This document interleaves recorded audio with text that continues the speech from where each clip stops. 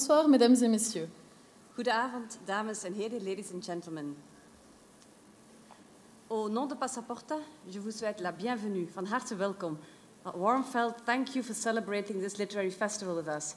You have never been with so many. Pendant tout un week-end, grâce à vous et à plus de 130 auteurs belges et internationaux, Bruxelles a vécu au rythme de la littérature. Nous espérons que, comme nous, vous avez fait le plein de rencontres, d'échanges et de découvertes. Om deze 7e festivaleditie op een bijzondere manier af te sluiten, vroegen we aan 5 straffe schrijvers om hun lezers een cadeau te doen. Jullie dus. We stelden voor aan Lola Lafont, Lise Spit, Thomas Gunzig, Olga Tokarczuk en Jeroen Olieslagers om een fragment voor te lezen uit nieuw ongepubliceerd werk. Vous allez donc les entendre ce soir dans leur langue maternelle. Nous avons prévu des sous-titres afin que chacun d'entre eux puisse être entendu ou lu en français, en néerlandais et en anglais. Un grand merci aux traducteurs littéraires qui ont rendu cela possible. Nous commençons directement avec Lola Lafont. De Franse schrijfster Lola Lafont heeft ook Poolse en Russische roots. Ze groeide op in Sofia, Boekarest en Parijs en publiceerde al meerdere romans. Bekende titels zijn La Petite Communiste, qui ne sourit jamais, over de jonge Roemeense turnster Nadia Comaneci, en Mercy, Mary Patty, een boek waarmee ze veel succes oogste bij lezers en critici. Lola Lafont has accepted to read for us tonight from a forthcoming novel, a work in progress, whose title is still secret. The author has nevertheless agreed to share with us an extract under the provisional title Axel Graven. Après Lola Lafont, nous entendrons Lise Spit. L'autrice bruxelloise a connu un succès inimaginable avec son premier roman, Het Smelt, d'abord auprès des lecteurs néerlandophones et ensuite auprès des lecteurs du monde entier. En primeur et avec beaucoup de confiance, elle accepte ce soir de nous lire un extrait de son deuxième roman, forcément très attendu. Merci Lise. Lola, c'est à vous.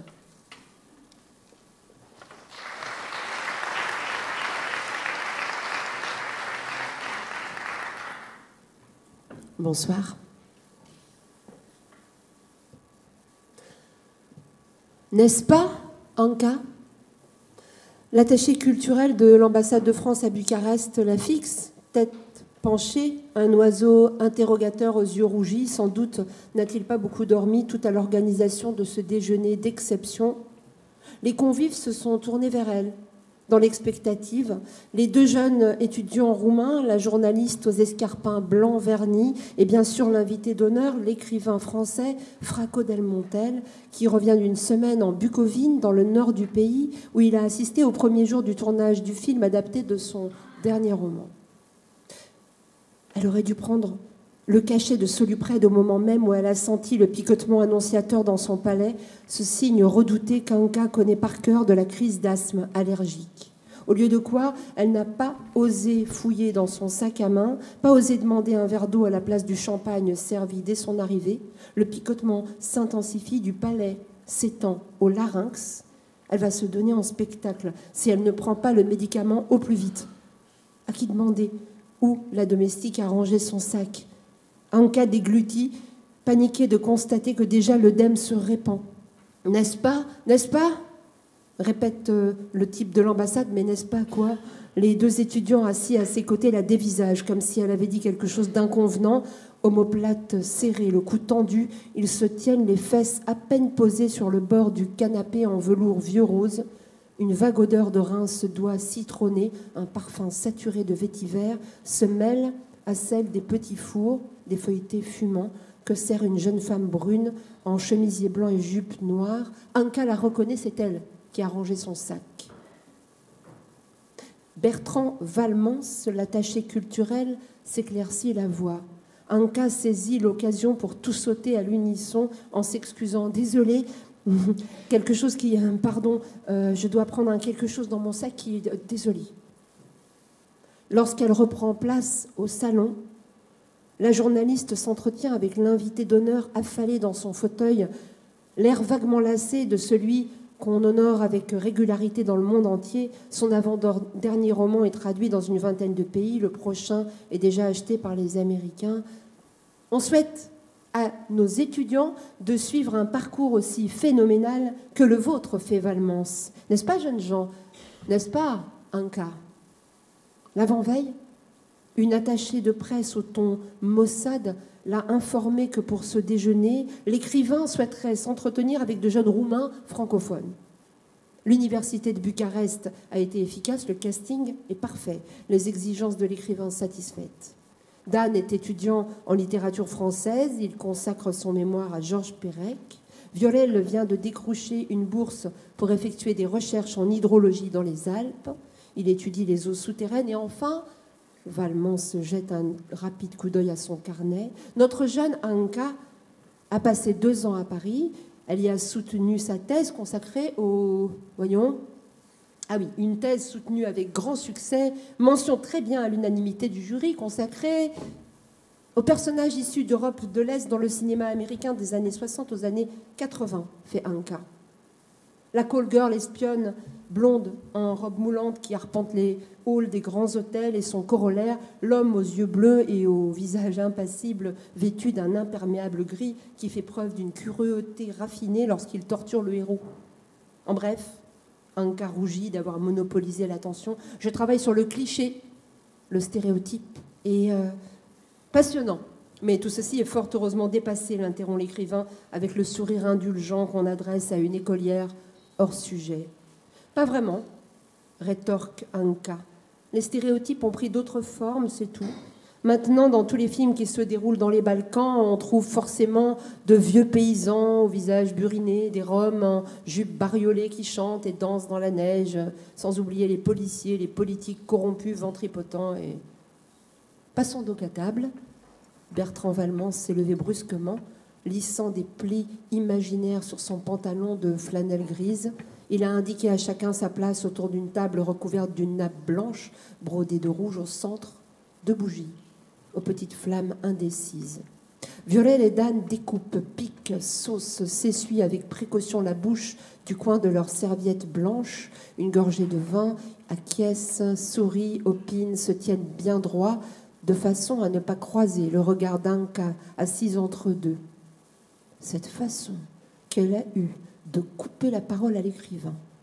Le dernier roman de Delmontel se déroule en Roumanie et il en est truffé de Roms joyeux et de policiers corrompus. Incroyable. Anka n'a même pas eu la curiosité de chercher le résumé sur le net, a passé trop de temps à Paris, celle-là. Comme si ça n'était pas une chance de faire ses études en France quand on vient de Craiova, le trou du cul de la Roumanie. Et là, elle a l'air cinglée à passer ses doigts d'un air absent au travers de la flamme sans toucher à son assiette. L'écrivain se penche pour allumer sa cigarette à la bougie. Anka retire sa main qui frôle les fleurs blanches disposées dans le vase vacillant qu'elle rattrape. Les pétales lui cachent le haut du visage de l'attaché culturel, réduit à une bouche crispée en sourire renversé, une demi-lune désapprobatrice. Fracot Delmontel aligne les anecdotes. Le village où se déroule le tournage, ça ne va pas être simple pour l'équipe, cela dit, ils ne vont pas s'ennuyer avec toutes les gamines qui tournent autour des techniciens. Elles n'ont pas l'air d'être contre un voyage aller simple à Paris. Ouais, c'est une gageure de tourner avec des amateurs, mais quel comédien serait à la hauteur des villageois avec leur trogne pas possible?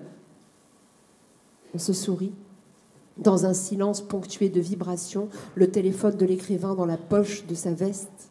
Le soluprêtre commence à agir, Anka sent avec soulagement le picotement s'estomper, à peine des échos dans l'arrière-gorge. Elle n'aura pas de crise d'asthme.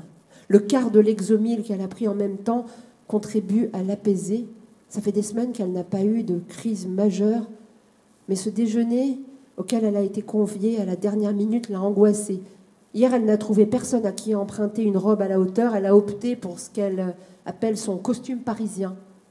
Pantalon noir, simple pull gris qui laisse voir le col d'un chemisier blanc, cheveux tirés en queue de cheval. La journaliste complimente Anka. Rédiger sa thèse dans une langue qui n'est pas la sienne, c'est remarquable. Où a-t-elle appris un français pareil? Au collège, à Craiova. À 12 ans, je rêvais de... Anka baisse les yeux, le bout de ses ongles est maculé de la cire rouge qu'elle émiette en boulettes durcies sur la nappe. Elle rêvait de quoi déjà? De ce qu'elle avait vu dans les films français projetés au ciné-club du lycée à Bucarest dans les années 90, d'être élève au lycée Montesquieu comme dans Le Péril jeune, de tomber amoureuse sur le Pont-Neuf comme dans les films de Carax. Elle s'imaginait aller de cours en colloque. Elle rêvait des parquets cirés de la Sorbonne, d'acheter le dimanche un de ces mystérieux gâteaux français dont le nom ne dévoile en rien la saveur. Ces religieuses, diplomates. Les gâteaux roumains, eux, se contentent d'énoncer leur composition, roulés aux pommes, feuilletés au fromage blanc. À 20 ans, Anka a rédigé une demande de bourse européenne, s'appliquant à trouver le bon ton, pas celui d'une mendiante géniarde qui, sans s'attarder sur ses difficultés à payer le chauffage de l'appartement, sans détailler ses multiples jobs, ménage dans une entreprise française de 6 à 9, secrétariat chez un médecin de 17h à 20h, ses parents ne percevaient ni chômage ni retraite, ne pouvaient pas l'aider. Elle l'a obtenu du premier coup. Une chance, murmure la journaliste. Anka a dû vivre des expériences inoubliables en France. Quelle idiote elle fait d'avoir joué avec la bougie. Une petite mare rougeâtre de cire fondue coule du bougeoir sur la nappe. La cire a transformé la pulpe de ses doigts en une surface lisse, sans empreinte ni année. À Paris, lance Anka à personne en particulier, j'ai participé au tournage d'un documentaire sur les migrants qui se brûlent la pulpe des doigts à l'acide sulfurique ou au fer chauffé à blanc pour échapper au fichage d'Eurodac qui permet de les refouler. L'attaché culturel se fige. Il semble qu'Anka ait ouvert la porte d'une chambre des morts. Silhouette massée et chancelante, tente de fortune sous le métro aérien que des policiers lacèrent pour les rendre inhabitables, marmites de soupe préparées par des bénévoles renversés dans le caniveau par les CRS, enfants hurlant leur terreur de voir leur mère qui vomissent les lacrymos tirés à bout portant, hommes asphyxiés gisant sur le terre-plein du métro Stalingrad, secourus par des passants bouleversés. Un silence. Les pas de la bonne s'annoncent qui apporte le dessert, un millefeuille à la rose semé de violettes en sucre. Chacun semble attendre que le mot « migrant » se dissipe pour y goûter. La frivolité pâtissière semble déplacée et c'est l'écrivain qui décrète la fin de la minute d'embarras. C'est terrible, fait-il d'une voix égale. Terrible, terrible, terrible. Tout ça questionne notre humanité et tous de reprendre avec soulagement, avec ferveur, oui, notre humanité, certainement. Avez-vous vu ce film ? Le titre m'échappe, qui dépeint le parcours de Roumain à Paris avec beaucoup d'humour. Anka, notre jeune cinéphile, parlera de stéréotypes, mais que l'on pense à déstabiliser d'être prise à partie par l'écrivain. Anka abdique d'un sourire, elle croise les jambes pour dissimuler le trou de cigarette qu'elle vient de remarquer sur son pantalon, souvenir de son premier réveillon parisien. À sa mère, elle avait écrit un mail enthousiaste sur la soirée passée avec ses nouveaux amis, étudiants en cinéma comme elle, mais elle n'avait pas raconté ce jeune homme qui, lorsqu'elle lui avait été présenté, s'était écrié « Ah, t'es roumaine ? Ah, j'aurais jamais cru. Eh, t'as pas l'air. Eh, les gars, planquez vos portables !» Anka avait ri avec les autres de l'humour, puis avait prétexté sa thèse en retard pour s'éclipser. Tout ça n'a aucune importance. C'est ainsi qu'elle avait résumé l'incident dans son journal intime. La semaine suivante, dans le métro, le contrôleur avait tiqué sur son accent. Lorsqu'elle l'avait salué en lui tendant son ticket, il avait exigé de voir ses papiers. Roumanie ? Il avait alors hélé ses collègues à grands gestes. « Hé, ici, un passeport roumain !» Et à Anka, « Pas volé en France, hein, ma grande, sinon pampan. » Pas grave. Certains matins, emprunter la ligne 7 pour se rendre à la fac lui faisait monter les larmes aux yeux de bonheur. Elle était là où elle avait rêvé d'être, et lorsqu'un touriste peinait devant un plan, Anka se précipitait, lui expliquait doctement comment se rendre au jeu de paume, au Moulin Rouge. Elle souriait des embouteillages rue de Rivoli, de la façon dont les Parisiens slalomaient, en vélo et sans casque entre les taxis et les bus, leur agacement chic. Elle attendait l'argent de la bourse. Il lui serait versé le mois suivant. Elle avait postulé à toutes les annonces possibles. Et sitôt sa nationalité énoncée, on l'écuisait, on la conduisait sous des prétextes divers, à part une vieille dame, chez qui elle faisait le ménage 2 fois par semaine ou d'occasionnelles distributions de prospectus. Les crises d'asthme avaient commencé à Noël, et aussi des plaques sur la peau, dures, rouges, douloureuses, qu'il a démangé tant que ses ongles laissait des estafilades de sang séché en pointillés sur ses cuisses, ses avant-bras. Verdict du docteur consulté au centre de santé, trop de stress. La thèse, sans doute. La bande de potes l'avait adoptée, ou peut-être était-ce elle qui s'y était fondue.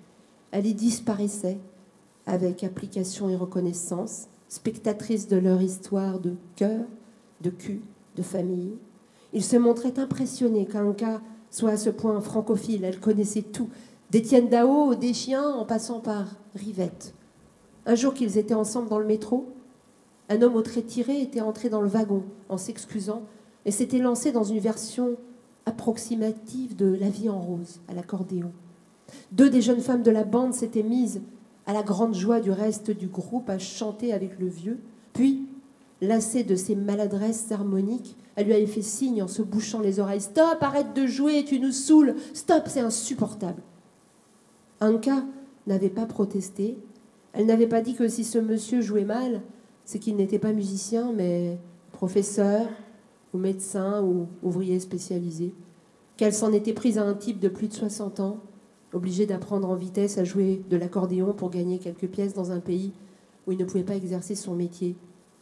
Un soir d'été, après sa soutenance, le patron du bar où il se trouvait, ayant chassé à grands gestes des gamins qui se faufilaient parmi les clients, quémandant une pièce ou quelque chose à manger, l'amoureux français d'Anka avait expliqué au patron fustigeant les Roumains qu'il ne fallait pas confondre.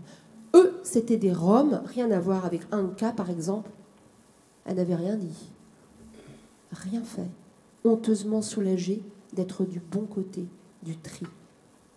Dans la nuit, victime d'une crise d'asthme effarante, elle avait appelé sa mère en sanglotant, incapable d'expliquer ce qui la chavirait. Elle était rentrée à Bucarest en juillet. En septembre, elle avait décidé de rester en Roumanie. « Qu'est-ce qui t'est arrivé à Paris ?» demandait son frère cadet, soupçonneux. « Rien de grave », éludait Anka. Sa mère avait fait encadrer le document officiel, la mention très bien attribuée à sa thèse. Il fallait repartir, faire un effort, s'adapter. Mais je me suis adaptée, protestait Anka. Les antihistaminiques lui donnaient sommeil et la bouche pâteuse. Le français qu'elle ne pratiquait plus s'appauvrissait. Elle ne se souvenait de rien. Elle, la reine des synonymes. Mais aujourd'hui, tout dans ce déjeuner est si harmonieux.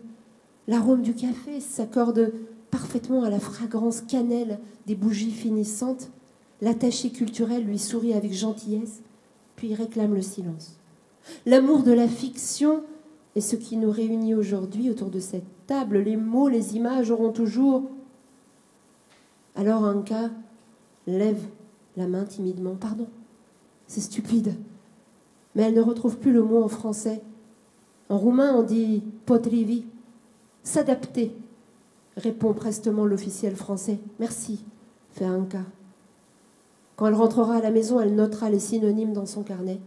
S'habituer, s'acclimater, se fondre, disparaître.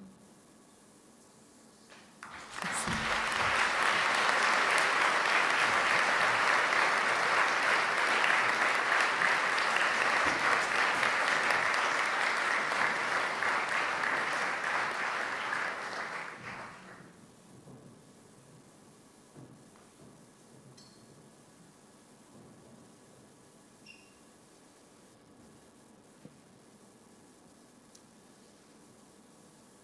Goedenavond.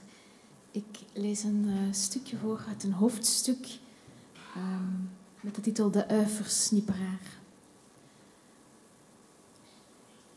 De uitbreiding van Schoenenaard ging van start in 1993. Ik was ongeveer 5 jaar oud en vergat al gauw hoe alles er voordien had uitgezien. Gelukkig zouden ze boven de nieuwe gigantische toonbank genoeg foto's hangen van de oorspronkelijke kleine winkel. Het bewijs van hoe miserig zelfs familie Aerts was begonnen. Zo was er nog hoop voor mijn vader en mij. In een paar weken tijd, hartje zomer, werd er een fundering uitgegraven waarin het hele dorp had kunnen zwemmen, mocht het eens flink geregend hebben. Dat deed het niet, dat zouden we onszelf zonder foto's herinnerd hebben. Je kan onze bouwkraan vanuit de ruimte zien, durfde Jacob Aerts op de speelplaats beweren. Maar omdat niemand zeker genoeg wist dat hij loog, werd hem niet om de bewijsstukken gevraagd. Een jaar later, in 1994, toen alle bouwvakkers zich terugtrokken en de stellingen meenamen, bleef er een gigantisch gebouw achter, statig als een tempel. Mijn vader en ik ontvingen een kaartje van familie Aerts, een uitnodiging voor de opening. Niet omdat we onszelf waren, maar omdat we op dezelfde steenweg woonden. Overal in de straat kon je dezelfde vrolijke blauwe enveloppen uit de kleppen van brievenbussen zien steken. De tempel van Aerts bestond uit 3 delen. Ieder pand beschikte over een eigen ingang met rode loper. De oorspronkelijke winkel hadden ze met grote steunbalken omgebouwd tot een restaurant met glazen façade en een bescheiden menukaart. Brasserie Chaussure. De zijvleugels waren nieuw en moderner. In de linkervleugel bevond zich de gewone winkel, met grote glazen vitrines waarin de duurste toonzalen modellen per paar onder vlammende spots gepresenteerd stonden. Bovenop witte kubussen in steeds dezelfde opstelling, alsof het piepkleine podia waren waarop onzichtbare dansers het beste van zichzelf gaven. De rechtervleugel oogde serieuzer, sterieler. Er waren amper spiegels. De etalages onthulden nauwelijks wat er verkocht werd. Er was een aparte rolstoelingang. Hier kwamen duidelijk de mensen die niet iets mochten, maar moesten kopen. Gespecialiseerde functionele schoenen, veiligheidsschoenen, lelijk schoeisel waarvoor je een voorschrift nodig had, brede schoenen voor diabetesvoeten, maatwerk voor klompvoeten, overzetboten, muiltjes voor dwergen, alle accessoires voor hallus valgus en eksterogen, sandalen met ruimte voor steunzolen. Het was deze vleugel die de grootste omzet zou draaien, want de gekwetsten en de misvormden kwamen van heinde en ver. En juist omdat ze van zo ver kwamen en vaak strompelend, was er niemand die besloot om niets te kopen. Papa kon het zich wel nog herinneren, dat schoenwinkel Aerts ooit klein en bescheiden was geweest. Misschien vloekte hij daarom toen het concept aansloeg en er op onze steenweg, die hij sinds de jaren 80 gebruikte om zijn werk te bereiken, halverwege de jaren 90 plots dagelijks een opstopping ontstond ter hoogte van de nieuwe aangelegde parking. Noodgedwongen moest hij omwegen zoeken of stapvoets in zijn kleine Peugeot langs de gevels schuifelen, tussen de bezoekers die schoenen kwamen aanschaffen en daarna een hapje wilden eten. Hij werkte al van voor mijn geboorte als superviseur bij Chocoladewerken Gieltjes in Lier, een beschutte werkplaats waar ze pralines verpakten, displays met pralinedozen vulden en waar hij de taakjes uitvoerde waartoe de schutters, zoals hij de collega's noemde nadat een van hen met een nietjespistool in zijn richting had geschoten, niet in staat waren. Afhankelijk van de tijd van het jaar moest hij toekijken hoe aan de lopende band sierlijke strikken rond pralinedozen werden geknoopt of hoe plastic zakjes gevuld werden met steeds dezelfde voorgeschreven combinatie van lekkere en smerige paaseitjes. En ik snapte dat als men voor zoiets ongevaarlijks al veiligheidsschoenen diende te dragen, René's ouders inderdaad rijk konden worden met de verkoop ervan. 7 dagen per week was de winkel intussen geopend. De etalages veranderden sneller dan dat je dromen kon aanmaken en er kwamen steeds meer familiewagens aangereden. Vanuit vaders slaapkamer aan kon je de parking zien vollopen. Het vrolijke gewapper van de vlaggen aan de winkelgevel was dag en nacht hoorbaar. Als je een beetje je best deed, was het mogelijk met de verrekijker de prijzen in de fel verlichte etalages te lezen en zelfs bij sluitingstijd viel er iets te zien. De verluchtingsroosters die onder de ramen gemonteerd waren, bliezen warme lucht en bedachten een eigen choreografie voor regen en sneeuw. Mijn vaders hekel aan familie Aerts zou alleen maar groeien, traag maar zeker. Wanneer hij me met de verrekijker aan zijn slaapkamer aantrof, zei hij samenzweerderig: "Wat mogen we niet vergeten? Zij hebben de schoenen, maar wij bezitten wel nog de voeten," hoorde ik dan aan te vullen, waardoor ik een paar weken lang niet meer durfde te vragen of ik die witte sandalen uit de etalage zou krijgen voor mijn communie. 2 jaar na de uitbreiding van schoenwinkel Aerts, toen ze van de gemeente een wachter hadden moeten nemen die de parking zou bemannen, een gepensioneerde agent die met groot vertoon het verkeer regelde, besloot mijn vader een bijverdienste te nemen. Papa had zijn grote idee opgepikt in de zondagskrant. Daar prijkte een aanbieding die gericht was aan al wie op korte tijd rijk wilde worden. Een standje uitbaten op de markt met de verkoop van producten die nog niemand had. Zodra de verkoop goed zou lopen, zei papa, zou hij zijn baan bij Gieltjes opgeven. Rond de onthulling van het exacte voorwerp dat hij zou gaan verkopen, het voorwerp waarvan mensen nog moesten ontdekken dat ze het niet zouden kunnen missen, plande hij een hele avond. We zouden samen spaghetti maken. Ik moest aan de tafel plaatsnemen, eerst 3 ajuinen voor hem snijden met een bot keukenmesje, terwijl hij zich verkneukelend toekeek, tot hij plotseling de oplossing met een zwier op tafel zette. Een klein plastic bakje met wit deksel en trekkoord, waarin vlijmscherpe messen zaten die bij elke ruk aan het koordje ratelend ronddraaiden. Aan de hand van een filmpje dat ook op televisie te zien was, in verkoopprogramma's waar mensen met veel te witte tanden veel te uitvoerig aan het woord waren, toonde hij de instructies. Als zelfs de Amerikanen het al gebruiken, zei hij, dan moet het wel handig zijn. De groothandelaar, die vader in de uiensnijers zou voorzien, had aan vader een draadloos microfoontje en een draagbare luidspreker beloofd, indien hij 1000 stuks tegelijk zou afnemen. Als ze deze camion ook niet vanuit de ruimte kunnen zien, dan weet ik het ook niet meer, zei mijn vader tegen de schaapachtig knikkende man die het steekwagentje bediende en alle kartonnen dozen in onze gang opstapelde. De demonstratie-ajuinen bleken volgens mijn vaders grote misnoegen voor eigen rekening.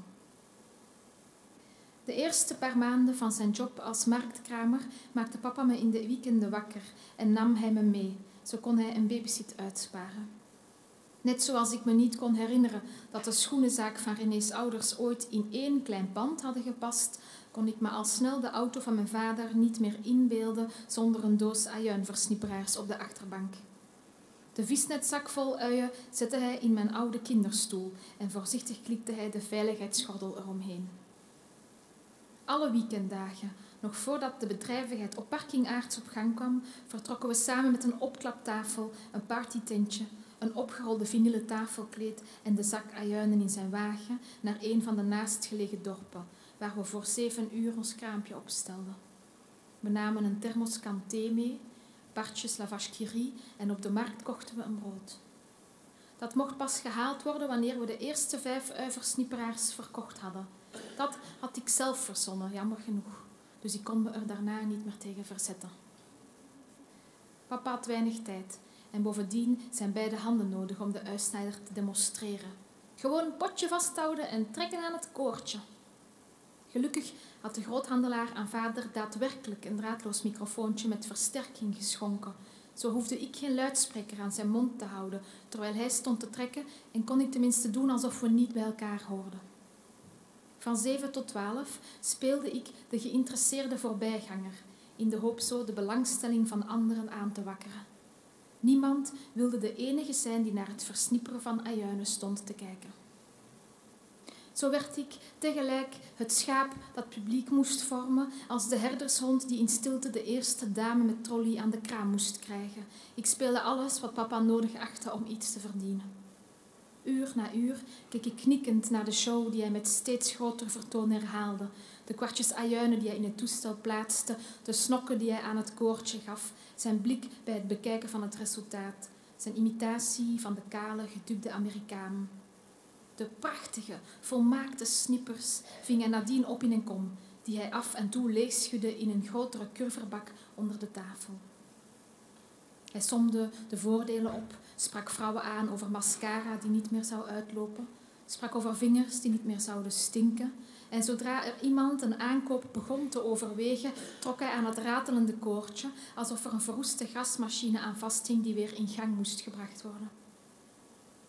Wanneer er een halve dag passeerde, zonder dat iemand iets bij hem kocht, had ik zoveel buikpijn dat ik zelfs geen zin meer had in een boterham met smeerkaas.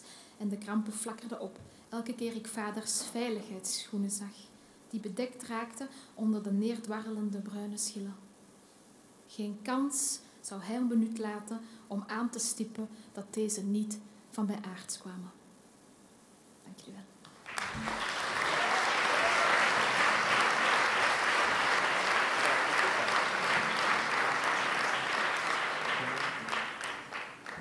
Brusselaar Thomas Gunzig is toneelschrijver, scenarist en fotograaf, maar bovenal een formidabele romanschrijver. In 2001 he received the Prix Roselle for Mort d'un parfait bilingue. En vanavond wil hij ons alvast trakteren op een sneak preview uit zijn volgende roman, Feel Good. Dit najaar zal verschijnen.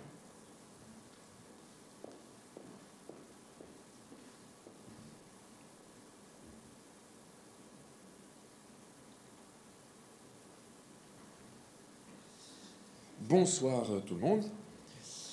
Alors ce roman va raconter entre autres l'histoire d'une femme de 50 ans qui a perdu son travail de vendeuse. Elle a un petit garçon de 10 ans, elle n'a pas de ressources. Elle va donc devoir trouver des solutions. Et ça, c'est une des solutions qu'elle va essayer de trouver.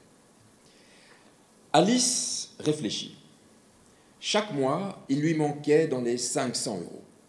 Avec 500 € en plus, elle serait à nouveau tout juste comme avant. 1000 € en plus. 1000 € en plus. Avec 1000 € en plus, ce serait carrément le bonheur. Avec 1000 € en plus, elle pourrait même partir en vacances et mettre un peu d'argent de côté, une poire pour la soif, un petit quelque chose en cas de problème. Comment faire rentrer 1000 € par mois en plus? Alice se mit à regarder les sites de massage que des femmes proposaient à des hommes. Massage, c'était un mot qui désignait la prostitution en appartement. Elle étudia les annonces. Magali vous reçoit chez elle pour un moment câlin, je peux être 12 ou moins 12, 100 € 30 minutes, 150 € 1 heure. Katia, panthère du Sénégal, réalise vos rêves les plus fous. Je suis torride, m'essayer c'est m'adopter, 120 € 30 minutes, 150 € 1 heure. Evelyne, grande classe, français-anglais, pour un moment d'échange, dans le respect, pris sur demande, je ne réponds pas au numéro masqué. Les annonces étaient accompagnées de photographies. Certaines de ces photos, comme celle de Katia, avaient l'air fausses, purement et simplement empruntées à des sites de cul. D'autres, comme celle de Magali, étaient de vraies photos d'amateurs prises, dans le cas de Magali, dans le reflet d'un miroir d'une salle de bain en désordre. Dans le cas de Magali, le visage avait été grossièrement flouté et, toujours Magali, s'était contentée d'enfiler un ensemble culotte soutien-gorge en dentelle blanche. De plus, et c'était un point important aux yeux d'Alice, si certaines de ces femmes qui proposaient leur service avaient l'air, sur les photos en tout cas, d'être des femmes jeunes et athlétiques, d'autres, comme Magali, étaient manifestement des femmes mûres avec des corps absolument normaux, ni laids, ni beaux, un peu pâles, un peu lourds, des corps qui ont vu passer les années. Alice fit un calcul rapide. Si jamais elle parvenait à avoir 1 ou 2 clients par semaine, à disons 100 € chacun, ça ferait 200 € par semaine, ça voulait dire 800 € par mois. Elle se demanda si l'idée de se prostituer la dégoûtait. Elle se dit que faire l'amour chez elle avec des hommes qu'elle aurait choisis et qui lui donneraient de l'argent en échange, ce n'était finalement pas vraiment de la prostitution, ou si ça l'était, c'était quelque chose de moins épouvantable que la traite des êtres humains, que ces histoires de filles de l'Est à peine majeures mises sur le trottoir par des souteneurs. Ce qu'Alice envisageait, c'était juste de la débrouille. Elle repensa à un article qu'elle avait lu sur la prostitution, sur les dommages psychologiques, sur l'instrumentalisation du corps des femmes, sur la violence du patriarcat. Alice avait besoin de cet argent, qu'ils aillent se faire foutre avec leurs articles, s'était-elle dit. Le soir même, alors qu'Achille était absorbé par un épisode de Spy Kids, Alice prit avec son téléphone 5 photos d'elle dans le miroir de la salle de bain. Avec une application gratuite de retouche d'image, elle joua un peu sur la lumière, la saturation et le contraste pour rendre tout ça un peu plus joli, et elle flouta son visage. Elle ouvrit un compte gratuit sur le site d'annonce, elle posta les images et écrivit « Cynthia, je reçois en journée des messieurs respectueux et bien élevés ». L'annonce n'était pas très vendeuse, elle était même un peu rébarbative. Alice s'était dit que c'était une façon d'éviter d'attirer l'attention des tordus. Si ça ne marchait pas comme ça, elle modifierait le texte, mais pour le moment, elle verrait bien. Elle posta l'annonce en laissant une adresse e-mail créée pour l'occasion, cynthiacaline@gmail.com. Elle eut une réponse le lendemain. C'était un homme qui s'appelait Michel et qui lui écrivait « Bonjour Cynthia, quels sont les tarifs? As-tu des disponibilités demain, mercredi, Sim ?» Alice répondit « Bonjour Michel, je suis disponible demain entre 10 et 14 heures. Je prends 100 € pour une demi-heure, 150 € l'heure. Je ne sais pas ce que Sim signifie. Emoji, visage qui sourit avec les joues rouges. » Michel répondit, sim égale cum in the mouth, jouir dans ta bouche. Alice réfléchit un peu. Elle imagina le sperme d'un homme inconnu dans la bouche. Elle grimaça et répondit, sim égale 50 € en plus. Michel répondit, ok, demain 11h, quelle adresse? Elle écrivit, une demi-heure ou bien 1 heure? Je dois organiser mon agenda. Michel répondit, 1 heure. Alice se dit qu'avec le SIM, ça allait faire un rendez-vous à 200 €. Elle répondit, parfait. Elle donna l'adresse de son petit appartement de la rue de l'Infanterie.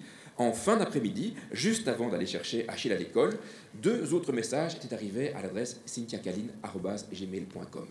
Le premier venait d'un homme qui signait Henri et qui demandait si elle pratiquait l'uro. Alice alla voir sur Google de quoi il s'agissait et quand elle comprit, elle décida de ne pas répondre à Henri. Un autre homme qui signait PR écrivait « Dispo demain, BDSM, anal ». Alice ne répondit pas non plus. De toute façon, le lendemain, elle avait déjà rendez-vous avec Michel.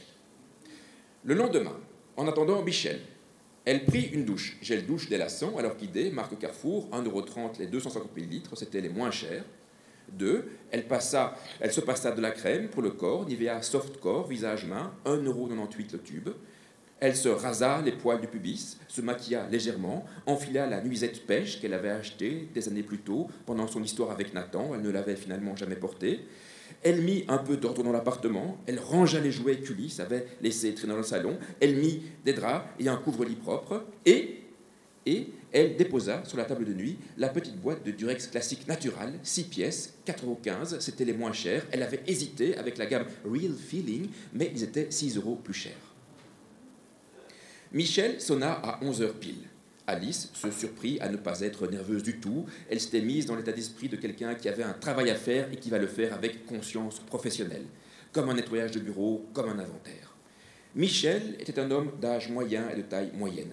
Tout chez lui semblait moyen, même ses vêtements, même son eau de toilette était moyen. Il était incroyablement quelconque. Il essayait d'être à l'aise avec Alice. Mais elle vit qu'il était nerveux, et qu'il soit nerveux, bizarrement, ça la rassura. Elle lui demanda s'il voulait boire quelque chose. Non, non, merci. Il essayait d'avoir l'air détendu, mais il n'y parvenait pas. Elle lui dit, donc, avec le SIM, c'est 200 €. C'était un peu brusque, mais c'était certainement comme ça que faisaient les professionnels. Michel sortit 4 billets de 50 de sa poche. Il les avait préparés à l'avance.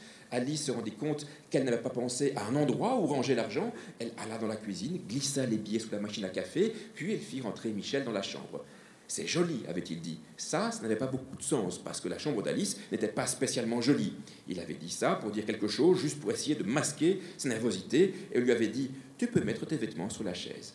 Il s'était déshabillé, il avait un torse assez maigre, mais avec des jambes musclées. Il devait jouer au tennis. Elle lui demanda « Tu fais du tennis ?»« Non, mais je joue au ping-pong en club, plusieurs fois par semaine. Je fais des compétitions régionales. »« Ah, c'est bien, avait-elle répondu. Il avait un sexe moyen, ni grand ni petit, un morceau de chair totalement quelconque, pendouillant entre les jambes d'un homme quelconque. À son tour, elle enleva sa nuisette pêche, il la regarda, il avait dit « T'es belle ». Elle avait pensé que c'était comme le compliment sur la chambre, ça n'avait aucun sens, elle savait bien qu'elle n'était pas vraiment belle. Merci. Il s'était allongé sur le lit, elle l'avait un peu sucé, il s'était mis à bander, elle lui enfila un Durex classique natural, elle se lubrifia avec du gel Spirit of Love goût banane, 4,29 €. Il vint sur elle, elle ne sentit pas grand-chose, il bougeait de manière très quelconque, avant-arrière, au rythme quelconque et régulier d'un métronome réglé sur 100 BPM. Pour l'encourager, elle gémit « Oh oui, oui, c'est bon, mon chéri », dit-elle en se trouvant un peu ridicule. Il demanda si elle pouvait la prendre en levrette. Elle dit « Oui, oui ». Elle gémit encore un peu, et puis, après un instant, il dit « Je vais jouir ». Comme le SIM était inclus dans le prix, Alice lui ôta le préservatif, elle le suça encore un peu, il jouit, effectivement. Le goût, lui aussi, était quelconque, une sorte d'anis un peu salé. Elle cracha discrètement sur les draps, elle se dit qu'elle allait devoir faire une lessive, ça l'énerva. Michel resta un moment sans bouger sur le lit, les yeux clos. Elle eut peur qu'il soit mort. Elle avait lu des articles parlant d'hommes perdant la vie pendant l'acte, mais il soupira, un soupir de bien-être, et elle se dit qu'ils aillent se faire foutre avec leurs articles. Michel se releva, Alice aussi. Michel se rhabilla en vitesse. Alice remit sa nuisette. Elle avait envie de se brosser les dents et de prendre une douche. Quand Michel eut noué les lacets de ses chaussures quelconques, quand il eut enfilé sa veste quelconque, quand il fut devant la porte de l'appartement, prêt à s'en aller, il dit « C'était bien, t'es une vraie salope, toi. » Alice avait senti quelque chose de très très froid s'enrouler autour de son cœur. quelque chose qui l'avait rendue à la fois très triste et très faible. Faible au point qu'elle avait cru qu'elle allait tomber, mais elle ne laissa rien paraître. « Oui » avait répondu Alice. Plus tard, se brossant les dents sous la douche, le mot « salope » lui était revenu. Michel lui avait lancé ça comme un crachat dans la figure, un crachat qui lui serait rentré dans le corps comme une sorte de parasite dégueulasse. Elle pleura. Elle pleura parce qu'elle se trouvait misérable. Elle pleura parce qu'elle comprit qu'elle ne pourrait plus jamais faire ça. Elle pleura parce qu'elle comprit que comme elle ne pourrait plus jamais faire ça, elle ne s'en sortirait jamais, il n'y avait pas d'issue. Elle pleura parce qu'elle comprit que sa vie, ce serait la misère.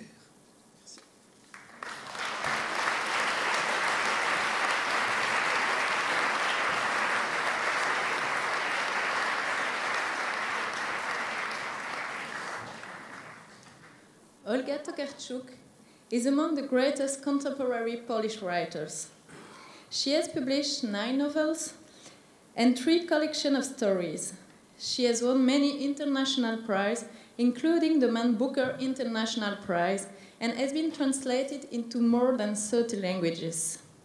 Tonight, she will read for us an extract from her forthcoming novel, which is still a work in progress. Jeroen Olieslagers prépare lui aussi déjà un nouveau roman. Alors que le succès de son roman Trouble, Will, en langue originale, qu'il a fait connaître du grand public, bat encore son plein, avec des traductions largement plébiscitées en français, allemand et en anglais, il travaille déjà à un prochain opus, un roman historique situé au XVIe siècle. Dans son style si personnel, Jeroen Olieslagers nous lira à voix haute un premier extrait de Will de Vrouw. Olga, the floor is yours.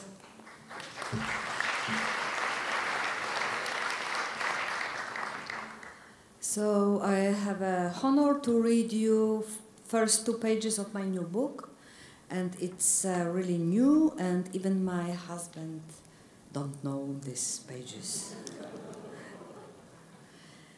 Dom z dziurą. Dom, w którym zaczyna się ta historia, stał niedaleko rzeki w morzu ruin, przez które wiodła uprzątnięta droga prowadząca do przeprawy pontonowej zbudowanej przez wojsko. Dom był o tyle wyjątkowy, że w ogóle przetrwał w jako takim stanie. Wznosił się teraz triumfalnie, dowód działania jakiegoś kosmicznego przypadku, który zmiótłszy wszystkie okoliczne budowle, tę jedną ocalił, wydając ją tym samym na pastwę śmieszności.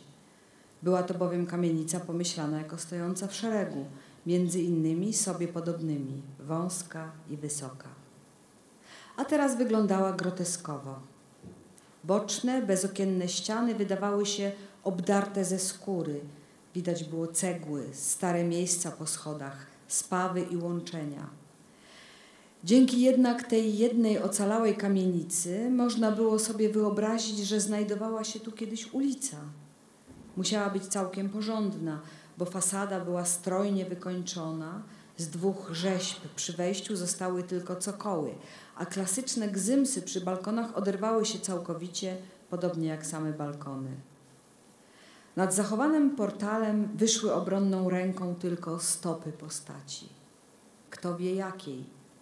Nagie, smukłe stopy o dłuższych, długich palcach, takich, o których mówi się greckie. Stopy stojące jedna przy drugiej, dosyć kościste, ale właściwie nie wiadomo, czy należały do postaci kobiecej czy męskiej, czy były stopami alegorii sprawiedliwości, czy może fortuny, albo praktyczniej Atlasa, który dźwigał na swoich barkach balkony pierwszego piętra. Obecność stóp nad portalem robiła dobre wrażenie. Nawet niezbyt świadome spojrzenie, które je rejestrowało, wysyłało sygnał do mózgu, że to miejsce musi być bezpieczne, że stoi na nogach, bo przecież to stopy są tym, co najbardziej łączy nas z ziemią, nieustannie obmacując jej kształt wrażliwą podeszwą. W żadnym oknie nie było szyb, zaś od dachu do parteru poprzez środek budynku ziała pionowa dziura od niewypału. Miała jakieś 2 metry średnicy, biegła równolegle do klatki schodowej, w prześmiewczy sposób imitując jej funkcję. Ale ponieważ dziura znajdowała się w głównym pokoju, salonie jedynego na każdym piętrze mieszkania zupełnie nie przeszkadzało to, że kamienica od razu została zamieszkana i wzięta w posiadanie niczym zwyczajny dom. Niewypał rozbroili saperzy i wywieźli za miasto jak tysiące innych niewybuchłych pocisków. Dziurę zaś przyjęto do wiadomości. Na piętrze pierwszym i drugim ogrodzono nawet barierkami zbitymi z deskami z podłóg. O dziurze należało też pamiętać, kiedy w nocy szło się do toalety. Raz tylko lokator z pierwszego piętra spadł na parter, a to dlatego, że był pijany. Lecz jak to z pijanymi bywa, jego ciało nabrało z pijacką dezynwolturą pewnej giętkości i nic mu się nie stało. Gdy nadchodziła noc, w oknach pojawiały się słabe ogniki ruchomego światła ze świec i lamp naftowych, jakby kamienica próbowała się porozumieć z innymi po drugiej stronie rzeki, gdzie zniszczenia nie były tak potężne i gdzie pozbawionych szyb w oknach także świeciło się życie. Brak szyb w oknach zupełnie nie przeszkadzał, ponieważ był czerwiec i zaczynały się upały. Z krzaków nad Odrą, ku zaskoczeniu wszystkich, wieczorami dobiegały słowikowe koncerty, subtelne i pełne gracji, oparte na trelach tak doskonałych i wymyślnych, że zawstydzały całą ludzką cywilizację. Te wieczorne dźwięki ptaków, które przetrwały bombardowanie i pożary, pokazywały ludziom smutną prawdę, że są niczym więcej niż gównem roztartym po powierzchni ziemi. Nad mętną rzeką zbierały się zwiewne chmary komarów i leciały w miasto ze złowrogim, rozeźlonym pomrukiem. Kilkudniowe deszcze obmyły nieco ruiny z sadzy i spalonego tłuszczu, z pyłu i jakiegoś nierozpoznawalnego brudu, który towarzyszy zawsze długotrwałemu oblężeniu. Nastawienie mieszkańców ruin było tak optymistyczne, że pewien architekt, który komisyjnie dopuścił kamienicę do tymczasowego zamieszkania, zastanawiał się potem, czy może właśnie nie tak powinno się odbudowywać domy w przyszłym, lepszym powojennym świecie. Od razu z dziurą, małym wewnętrznym patio, służącym przyszłym mieszkańcom do komunikacji, transportowania przedmiotów i zaglądania w niebo wprost ze swoich łóżek. Wczoraj ściany od strony byłej ulicy oklejono plakatami nawołującymi do referendum, które miało odbyć się w przyszłym tygodniu. Wielkie litery, 3 razy tak, powtarzane trójkami, miały wprowadzić przechodnia w trans, który sprawi, że zagłosuje prawidłowo i tym samym dołoży się do podwalin budowania nowego ustroju. Ale ulicą mało kto chodził. Nie było dokąd. Dalej były pola gruzów, poprzedzielane ścieżkami, wzdłuż których coraz śmielej rósł piołun. Było późne popołudnie, wciąż gorące i wilgotne. Czerwiec wrócił już po wojennych anomaliach w pogodowe tryby i targał gdzieś znad Oceanu Atlantyckiego wilgotne masy powietrza, żeby je zatrzymać nad Śląskiem i paść nim dorodne komary, jedynych beneficjentów tej ledwie co zakończonej wojny.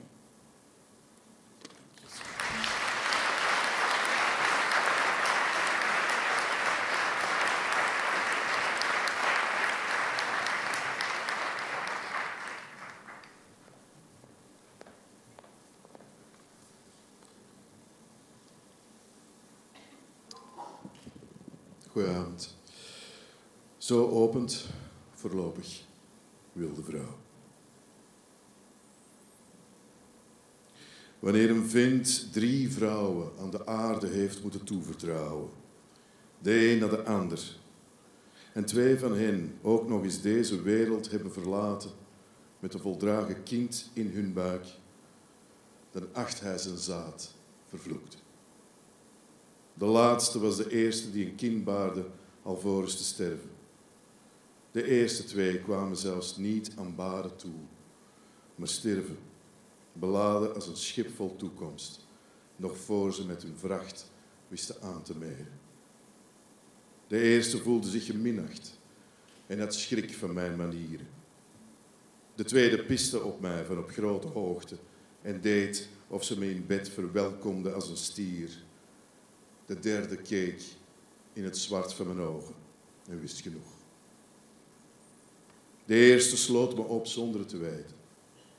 De tweede joeg me schrik aan, gelijk een beul op voorhand rammelt met zijn tortuurgrief. De derde brak mijn hart met de liefde die zich gaf.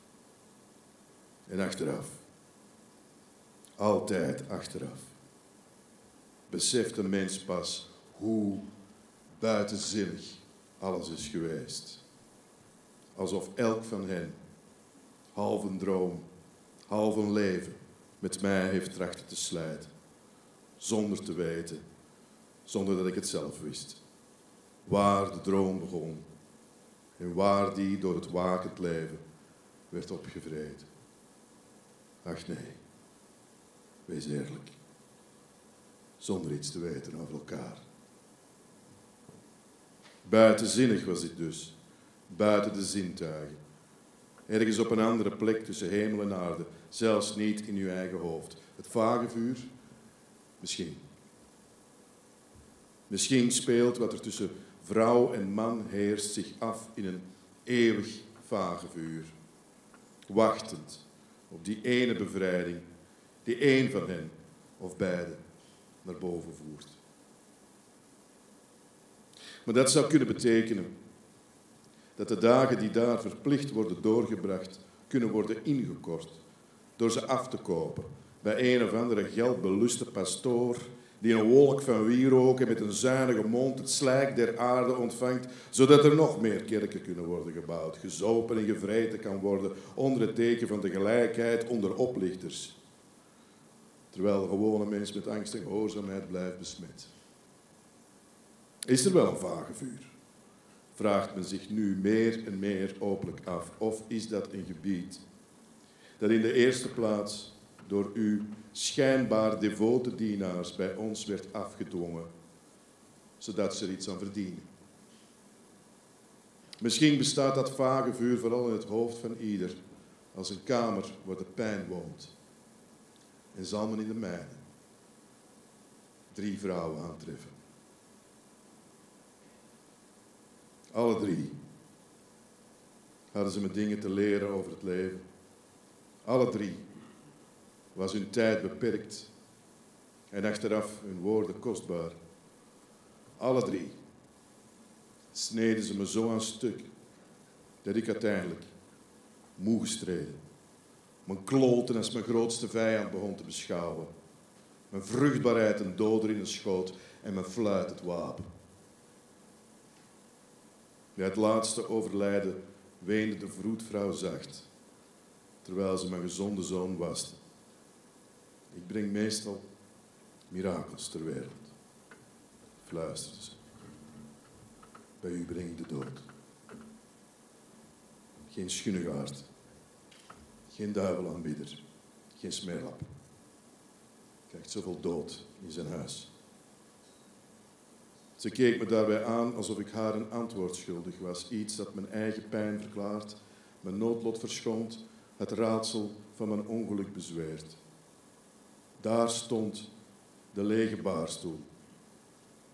En mijn vrouw lag op het echtelijk bed, een dode wiens borsten gezwollen stond, met melk klaar voor een ongebruikte en dus ongeschonden mond, waaruit nu een ijzingwekkend brullen kwam. Dat deed vermoeden dat het kind wist dat zijn moeders laatste daad op aarde het uitpersen van zijn lijf was geweest. Hij leeft, zei ik, rochelend door mijn tranen.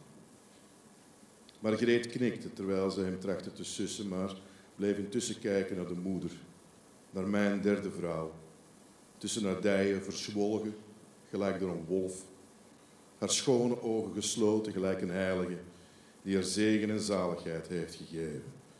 Niks nog kloppend hart. Als ik daaraan denk, kijk ik naar boven en vloek ik luid, zonder daarna een kruis te slaan. Waarom zou ik dat godverdomme nog doen? Er vallen nog 2 tranen op de grond. Nooit meer. Het is allemaal op. Maar de woede blijft. En de schrik wijkt evenmin. Schrik nog maar slechts 1 gedeelte van de rekening te hebben betaald. Schrik dat er nog moet komen. Schrik voor uw slag in mijn nek. Jij hebt mij doorgrond, dat weet ik wel. Maar wie jij zijt, dat is het grote mysterie. Althans, dat was het. Toen je nog de gewoonte had te zwijgen en toe te kijken. Maar nu gij zo tegen mij spreekt, sinds ik uw woordeloze stem heb mogen horen, begrijp ik dat uw zwijgen onderricht bracht en dat uw spreken verwarring sticht. Misschien gelijk rozen die voor de varkens worden uitgestrooid. Maar ik stel dat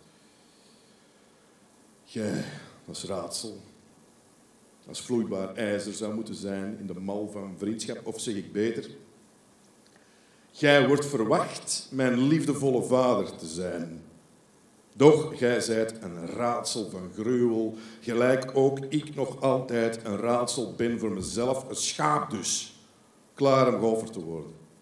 En voelt gij mijn schroom, mijn grote schroom, om met de schamele woorden die ik heb, met de kop vol zaagsel en met de paar boeken die ik niettemin zorgvuldig heb gelezen, u een gruwel te noemen.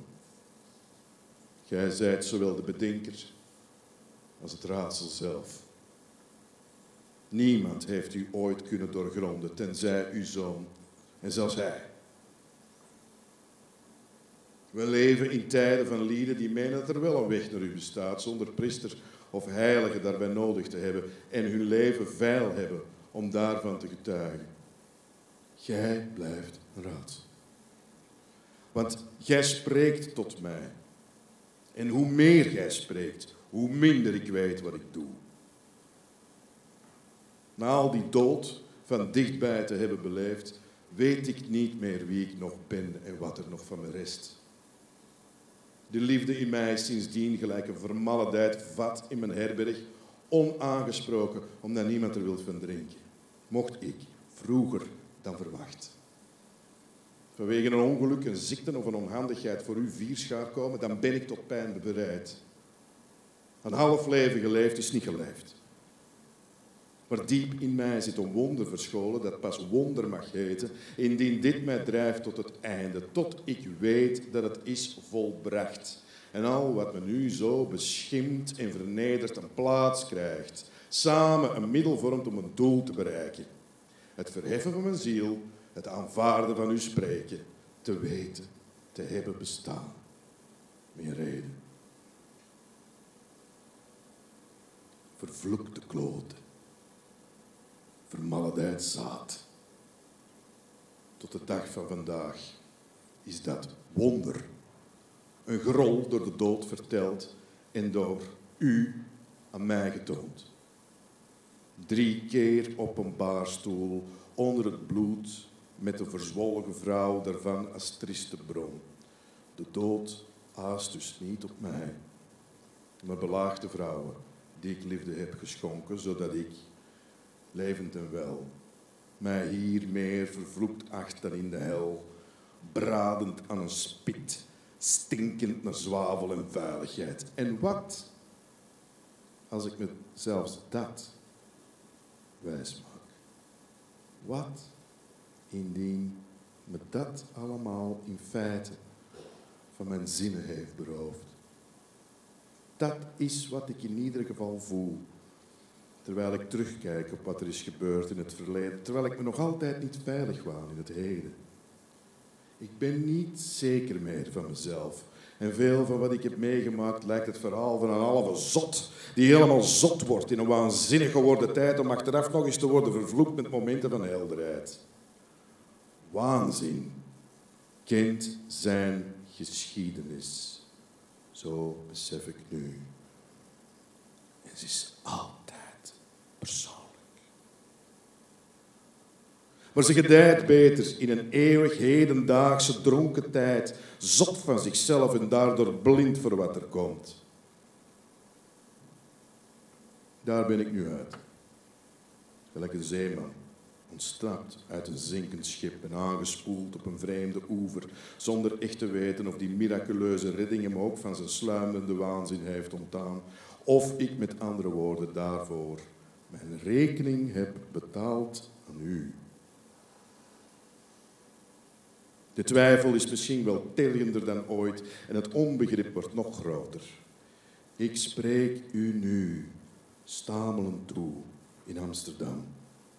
Een stad waar ik niet ben geboren, om u iets te vertellen over Antwerpen, waar jij misschien wel achteloos 3 keer mijn hart hebt gebroken.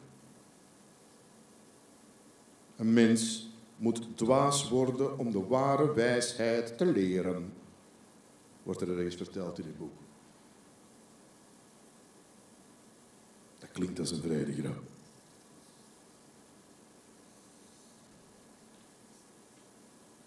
Geboren, getogen en zot gewiegd ben ik. Zo zeggen ze dat niet in de stad waar ik over wil vertellen, maar een dagreis verder oostwaarts daar vandaan prevelt men dit op de heide. Geboren, getogen en zot gewiegd. Sommigen zouden zeggen, en ook gezegevierd, gezien mijn buidel op dat moment gevuld is. Mijn bedden zitten immers vol met reizigers, handelaars en passanten. Het eten dat ik op tafel zet wordt geprezen en het bier blijft schuimen. Maar kan een mens, gelijk een herbergier, die ervoor zorgt dat elkeen zich onnozel zuipt, zegevieren? Mocht een nacht een leven zijn, dan zeker wel. Waar het bier stroomt en elk vat kan worden vervangen door een ander, komt niettemin na de nacht de dag. En viert iemand zoals ik zijn zege bij gebrek aan beter dagelijks. En zijn al die zegen samen nooit een overwinning van jaren. Het blijft dit. Zot gewiegd in een stad vol wiegen en vaten. Bevolkt met kelen vol eindeloze dorst. Het wonder in mij blijft. Het raadsel kan niet worden begrepen. En mijn zaad is gif.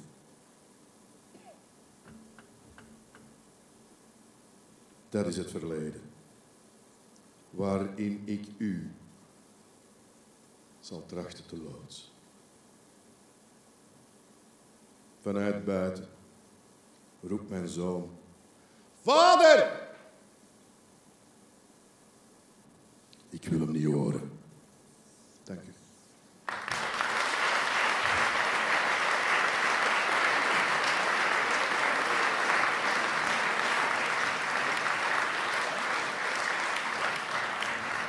Un grand merci à tous.